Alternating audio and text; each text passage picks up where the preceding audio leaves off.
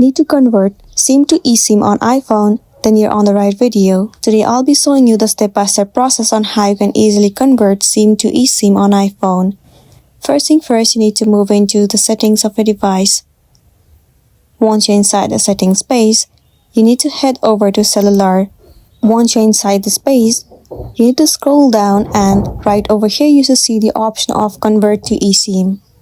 If you do not have that option, then it might be because you haven't updated the software to the latest version.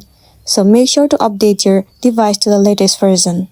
Once updated, you will see this option convert to eSIM at the bottom of the screen. All you gotta do is tap on it. It will land you on this page. All you gotta do is once again tap on convert cellular plan. Follow the on-screen process and then your SIM will be converted to eSIM. After that, you can also remove the physical SIM that you have entered on your device.